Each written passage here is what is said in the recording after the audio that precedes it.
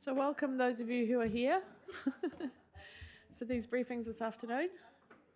We're starting with Ōtaki pool, is that right? Great. Looking forward to it. Take it away.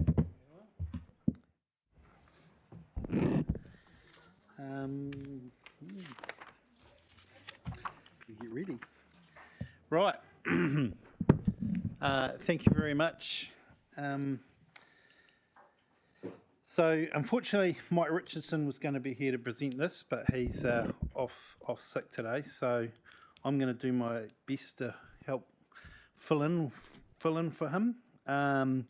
We've got Steve Miller here, our aquatics facility manager, and members of the PMO team up the back there, and a couple of the Ōtaki pool team right up the back. So look, we're here just to brief you on the progress of Ōtaki pool. Are we going to go to the next slide? Sorry, we Okay. need to... I'll just start. Have we got people coming in online? There's nobody online yet. It'll just take me 2 minutes to sign in and get it going again. Okay. Shall I wait? Let's just keep going in the meantime. Keep going? Okay. Where were we? So today we're here to brief you on the progress of Ōtaki pool design to upgrade the plant room and changing rooms and run through the three options that we've considered through the master planning phase of the works.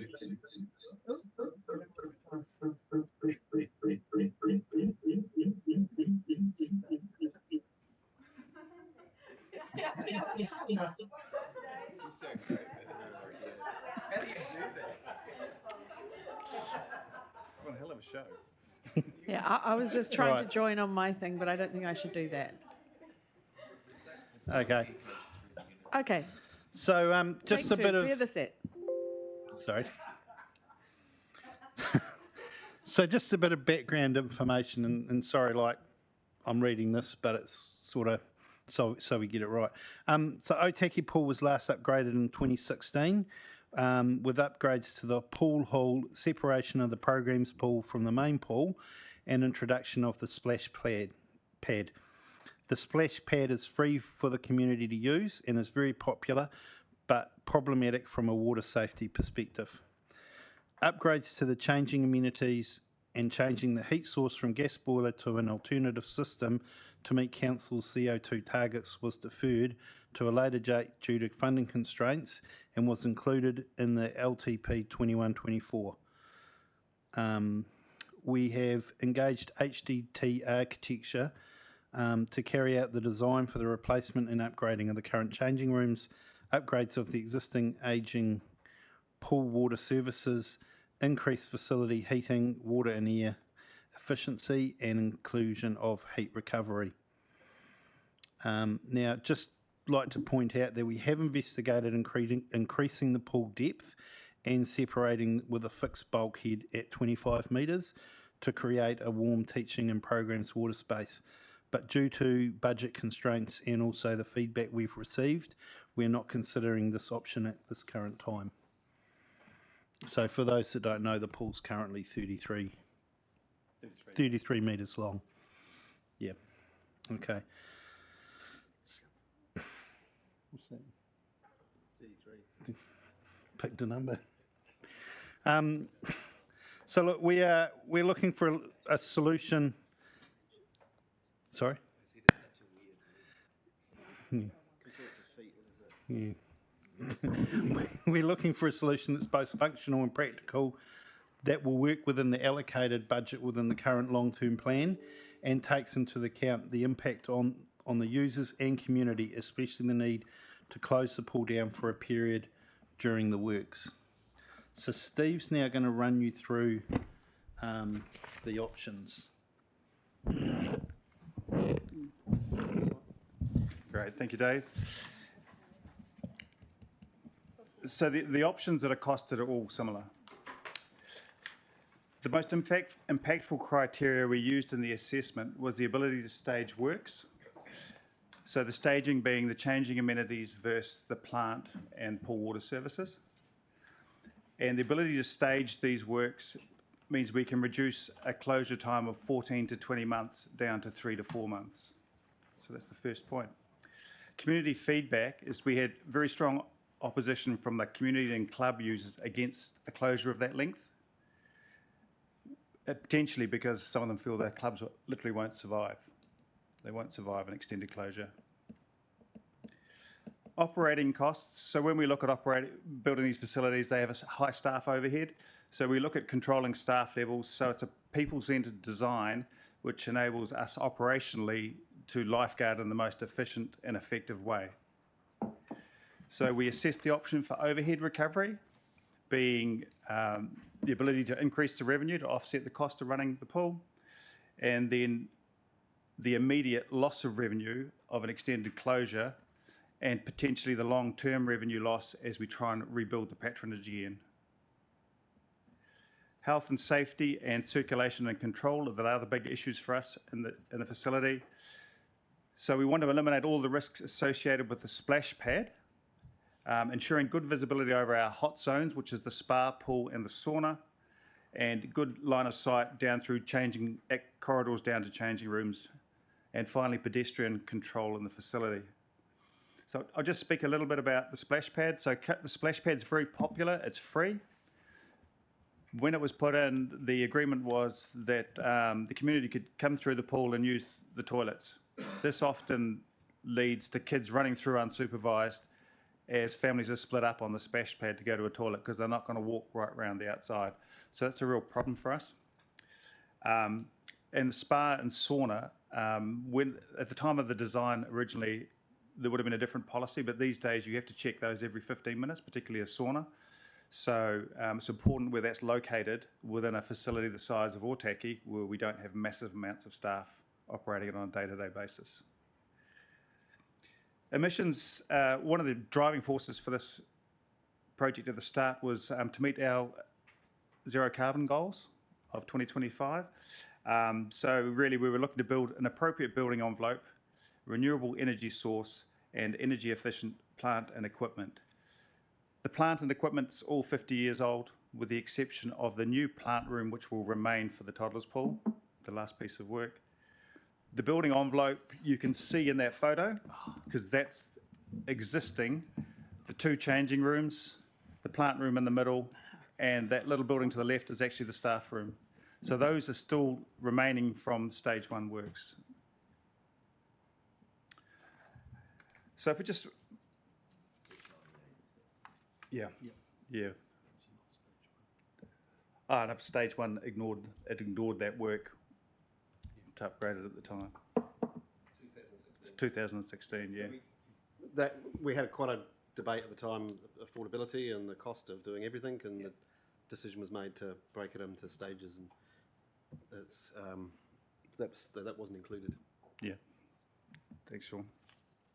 So I provided a table for you to have a look at with the different options and how we assess them on the different attributes. It did have a rope sling at the same time somewhere there.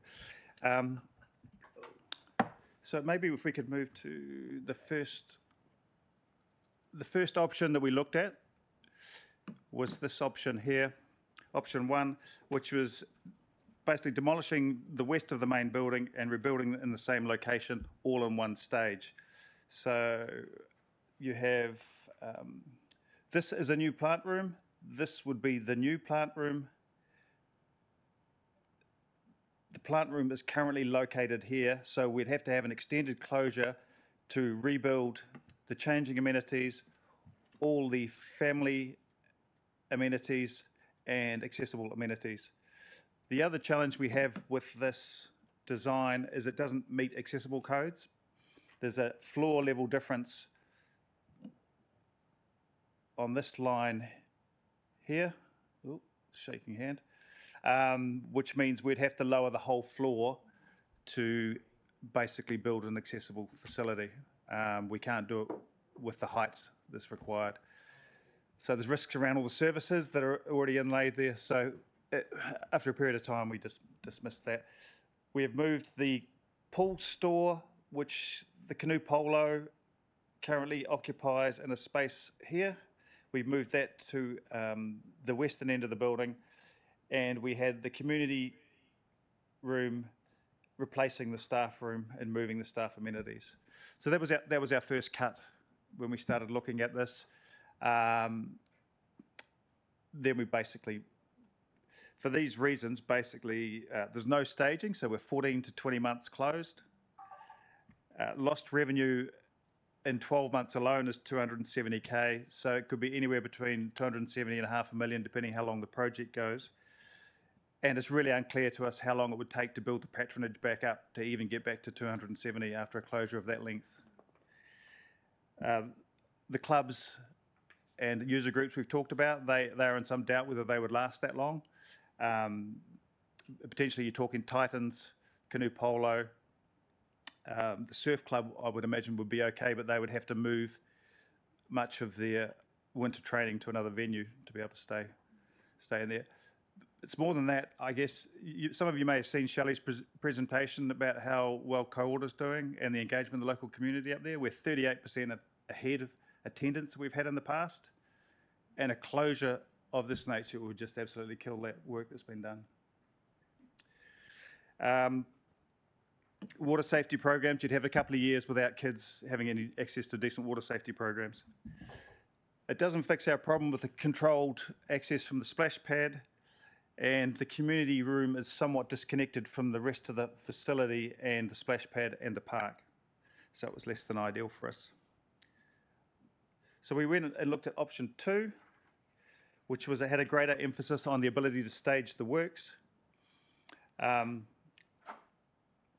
Option 2 shows the bulk of the work still remaining at the eastern end.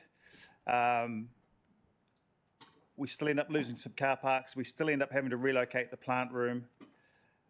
We've shuffled the staff room, the entrance, etc. around, but we still are left with a very, very long closure, a lot of uncertainty about what we need to do to get the floor to an accessible level, and all the loss of revenue, loss of patronage issues that we have with option 1. We have moved the community room to the far end of the building, but it's somewhat disconnected from reception and front of house, so it's not actually that helpful when it comes to running parties and meetings. And we've moved the pool storage to the western end. So this option can be staged, but it has increased risk for us to stage. It's still a closure of 14 to 20 months. We had looked at dividing the pool.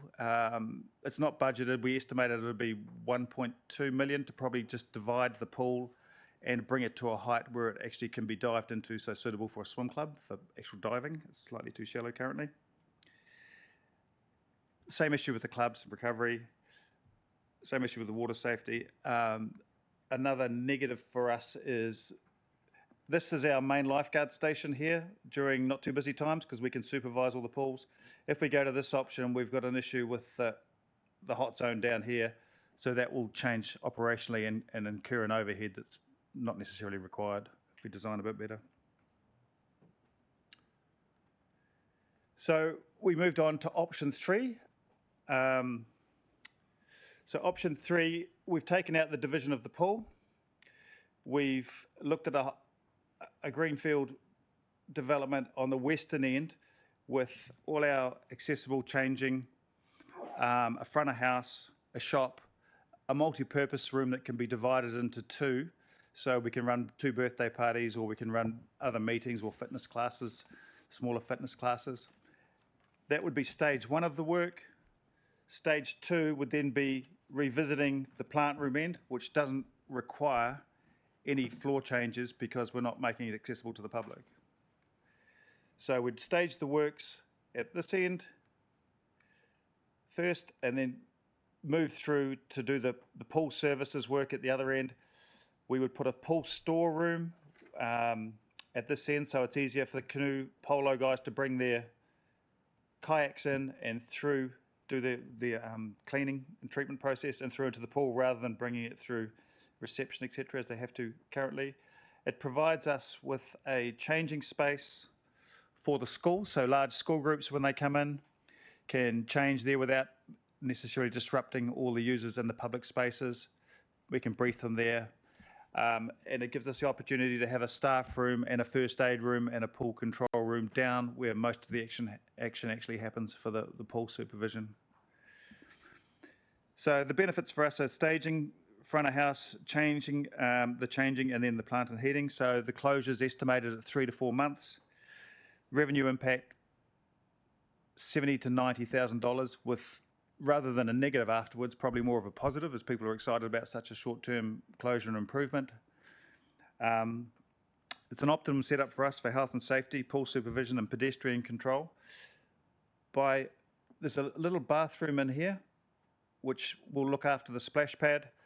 People on the splash pad and in the sports fields can also come in and use our concession or our shop in the front. There's no concessions or stores on a Saturday morning up there when all the sports are on, so there's nowhere to get a coffee or a drink or ice cream or whatever. So that's a revenue opportunity for us, which will help offset the overheads. So yeah, optimum health and safety. The kids won't be running through the pool to go and get to a bathroom at the other end of the building. The multi-purpose room's got a lot of feedback from the community. They can see use for it already. We already have birthday parties most weekends up there with no space to host them. And generally, this is the favoured option by the community that we've consulted so far. I think that summarises everything I've got. You want to add something, Sean? Yep. But the overall construction time, you're still talking 14 to 20 months. Without You've got closures here. Yeah, so because they can stage it outside operations of the actual pool. Yeah. But it's still similar My overall. My understanding is that we would have a little bit of disruption in the western end when we first do that car park. But at the plant room end, when we go to the other end of the building, it's all going to be done within the footprint. So all the works can be contained within there. And also just by doing this, we haven't excluded the option to split and raise the pool in the future. We've just not included it at this stage. By choosing option 3 and going with that, Ōtaki pool will be future-proofed for years to come. The current plant, which is at the end of its life, will be replaced with a more efficient system. And it will be, because it will also be a lot easier to heat and maintain the humidity, the environment inside the pool. Option 3 obviously has the least impact on the public and users of the pool during construction. So I guess we've got to get to the business end some stage. So the estimated costs for the pool to do the options we've presented today are just over a tick over 12 million, which, as it works out, lines up nicely with the LTP we have. Fancy that. I know. Someone's leaked the information, obviously. So the $1 million that we have this year completes the design works, and then we would be looking in 28, 29 sort of years to start the construction of the main pool down all the changing rooms end potentially, and then coming back the following year to do the plant room and that, or maybe pulling the money together depending on how it went.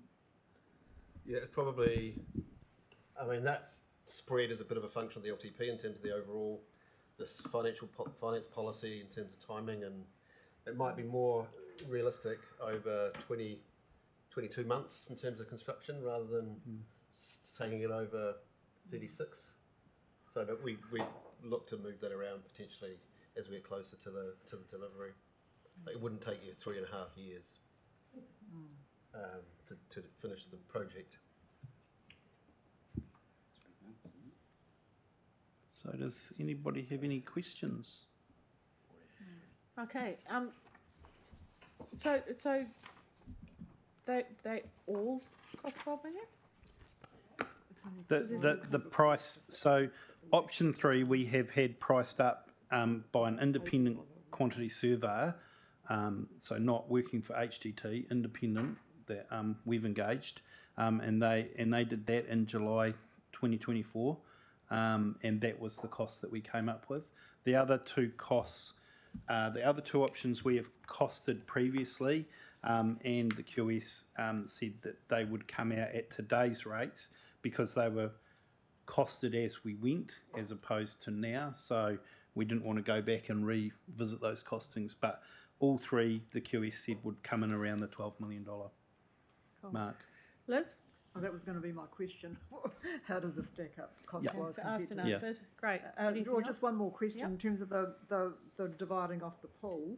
Yep. Is there some kind of a system that is retractable in some way that then allows the canoe people to do their thing as well? There is, but that's not the objective of dividing the pool. The objective of dividing the pool is to provide a warmer body of water for learn to swim. So the construction includes steps into it because that helps with learning. So it would have to be a fixed thing, otherwise Fixed to the this- temperature would yeah. be changing up and down if you were up, lowering the barrier or something. Yeah, but also from a hygiene point of view, often the kids' pools have more hygiene incidents. So the turnover time or the closure of the whole pool is hours and hours and hours, but a smaller body of water can be 45 minutes. So another option might be to have a separate pool. I- Or- A separate learn to swim yeah. would be ideal. My view is it doesn't need it right yet from a capacity point of view. Okay. We're still growing, and Yeah. they're doing a great job at managing capacity at the moment. Okay, that's all from me. Thank you. Stage 10. Nigel? Just had a couple of questions. One is why the 2-year gap? So we've decided we're going to do this. There's $1 million in this year, but then there's 2 years where nothing happens. Because it wasn't affordable under the current finance strategy, LTP budgets.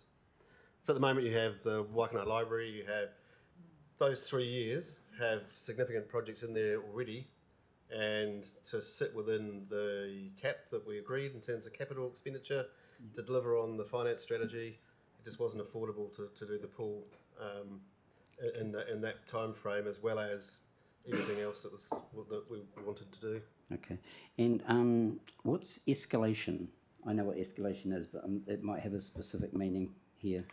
Yeah, so that's what an allowance for the escalation in price over the years, the gap years, to when we go and build. Yeah, inflation. Yep. Yep.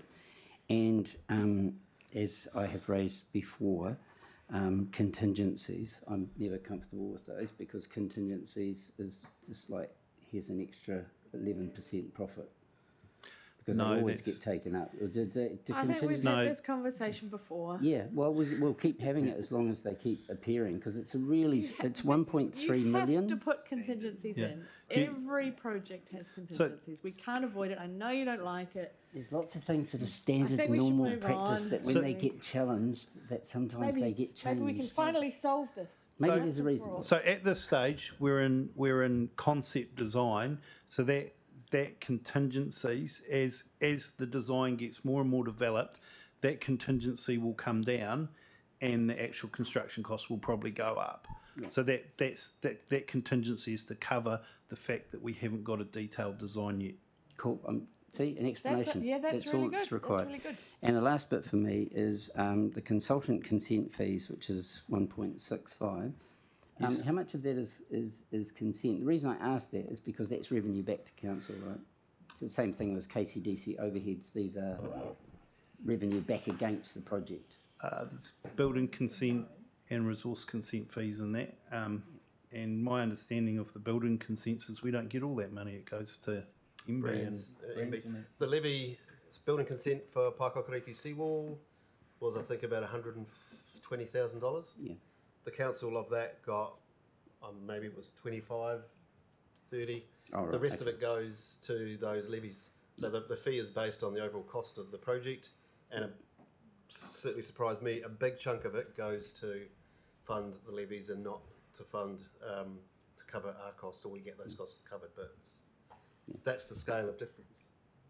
And just, I think people in Ōtaki will be thrilled. It looks fantastic. Yeah. Thanks, Nigel. Shelley? Oh, I just wanted to say thanks for working with the community and the community board.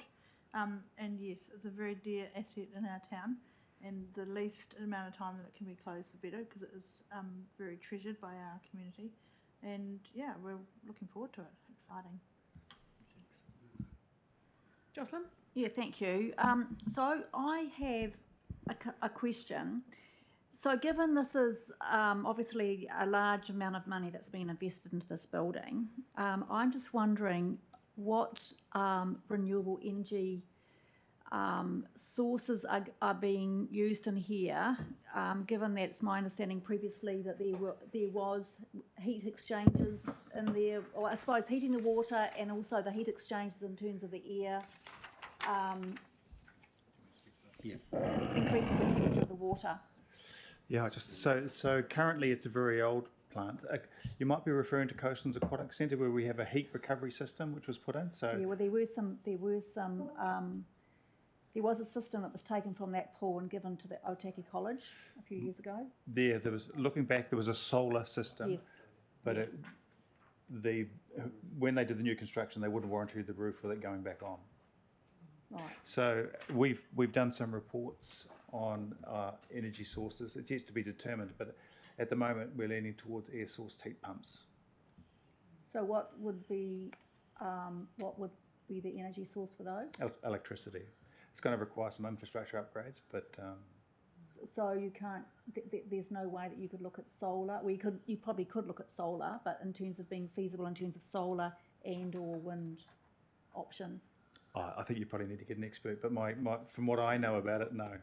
We have talked about putting solar on the new block at the end, but it potentially might just run some computers, and for the amount of scare coverage you'd need to run pumps and quite heavy plant and equipment. No, you're looking at electricity. There's a separate report where, when we're looking at the council targets for emissions, the pools were one of the key focus areas. So I'm happy to point that report to you. I think Monique's not here at this meeting, but there was definitely some work done on options and in terms of emissions and heat sources and all those sorts of things. So I'm happy to forward a link to where they are and have a look at them. Thank you, because I know obviously it will probably cost more money, but I think if we are serious about reducing our emissions, to me, I think this is something that should be seriously looked at. Haven't we seriously looked at it? Isn't it? Yeah, we've done For the this work. particular pool? Yes. Yeah. Okay. One of the bigger drivers for this work is to reduce the emissions from the pool. So in terms of the gas-fired boiler, the changing rooms at the moment are open to the air, to the atmosphere. So this was one of the areas where we could get the greatest return in terms of reducing those emissions by looking at this upgrade. At the time, the recommendation was electricity in terms of heat pumps, but they did look at some other options. I don't know what they were. If you're suggesting we look further, there has been some talk around wood-fired boiler type approach, but again, I don't know if that's suitable for this site, but we have done the work. Okay. I'll be interested to see the report, please. Thank you. So Jocelyn, there's actually a report just on that pool that we commissioned right at the start. Okay, thank you. Thank you. Cool, so that can be circulated? Absolutely. Yep, Yeah. great. Thanks for that question. It's old, and this technology is changing very quickly. Okay. Christian? Thank you. Most of my question has been answered there, and it was about getting off gas and meeting council's long-term commitments. So my question now is, you said about the solar thermal didn't go back on the roof because of loading issues.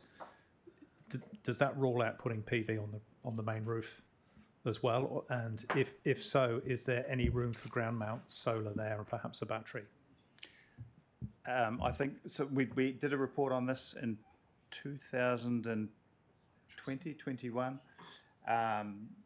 Those numbers could have changed, but the advice we got recently was the weight of the panels on the roof is not sustainable in the current design of the roof. We're not looking to put anything on the building that was built in 2016-17. So the new build, it can be looked at and designed into, but not the old without considerable costs. sorry. And you're saying about you need a connection upgrade with Electra to get a bigger load on there. Potentially, yeah, but we need to, if we end up with air source heat pumps, we'll need to check the loading, because we'll end up needing 2. So that will depend on potentially a larger transformer at the park.